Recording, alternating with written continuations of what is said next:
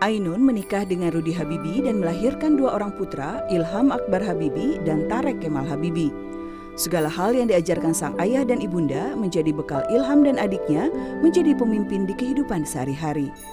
Kalau kita lihat sekilas, mirip-mirip ya. Ilham Akbar Habibie kini masih aktif memimpin perusahaan penerbangan yang didirikan bersama ayahnya, yaitu PT Regio Aviasi Industri. Ilham juga aktif di dunia perdagangan sebagai Presiden The International Chambers of Commerce, ICC Indonesia, atau Kamar Dagang Internasional Indonesia. Organisasi tersebut bekerja mendukung perdagangan global. Ilham yang seorang insinyur juga menjadi pengusaha properti lewat perusahaan Pollux Habibie Internasional. Perusahaan ini mengembangkan kawasan mega superblok Mestertart Batam. Kemampuan memimpin Ilham tak dibangun dalam waktu singkat. Sejak kecil, Ibunda Ainun selalu mengajarkan kemandirian, salah satunya lewat pekerjaan rumah tanpa bantuan asisten rumah tangga. Turun tangan sendiri pada tugas rumah tangga menurut Ilham berguna untuk memahami situasi dan menumbuhkan empati. Yang menurut saya bagian daripada leadership. Kalau alangkah baiknya seorang leader juga mengerti hal seperti itu. Jadi lebih mengerti bukan saja. Kalau leader itu kalau tidak mengerti aspek operasionalnya mungkin terlalu ngambang gitu ya. Dia tidak mengakar.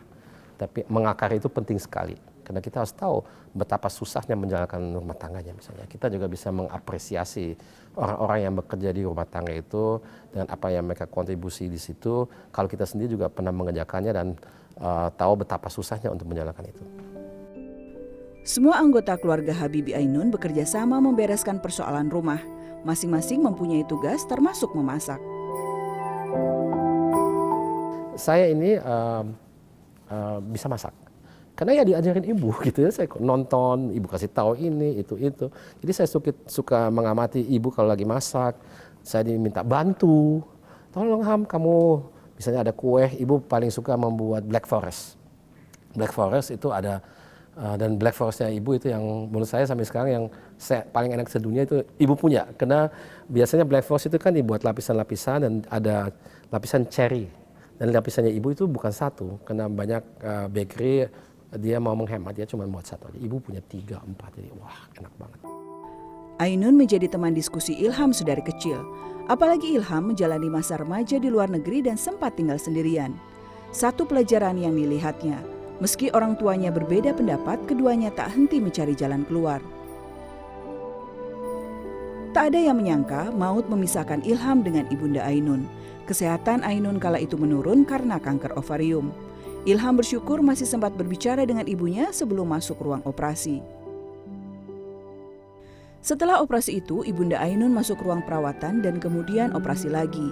Saat itu, Bunda Ainun sudah sulit bicara, hanya ayahnya yang selalu dekat dengan ibunda. Saya juga ikut mendorong tempat tidur tersebut. Jadi ibu di situ meyakinkan diri dan juga saya mengatakan yang sama bahwa saya benar-benar cinta ibu. Jadi itu kan kadang-kadang di antara anak dan ibu itu tidak selalu dieksplisit dinyatakan gitu, karena itu sudah satu hal yang dianggap ya memang ibu dan anak pasti saling mencintai. Tapi kadang kan harus secara eksplisit dinyatakan sehingga hakul yakin gitu ya. Nah itu saya lakukan. Dan setelah itu saya tidak percaya lagi dengan ibu.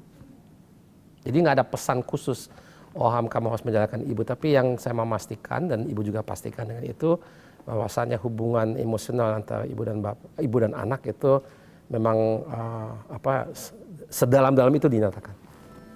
Bahwasannya ada rasa cinta itu. Dulu Ibunda Ainun ingin menyumbangkan kornea matanya untuk penyandang tunanetra. Namun keinginan itu tak bisa dipenuhi karena sakitnya. Kini Ilham mengaku sedang berproses membangun rumah sakit untuk ibunya, di antara proyeknya membangun apartemen, hotel, dan mal di Batam. Ibunda Ainun membeli tanah di Batam tersebut puluhan tahun lalu.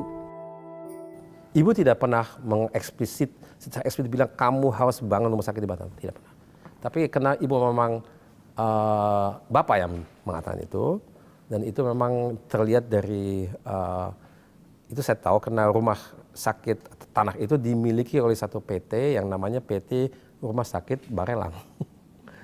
Kan otomatis kalau nama PT-nya sudah rumah sakit ya pasti mau bangun rumah sakit kan.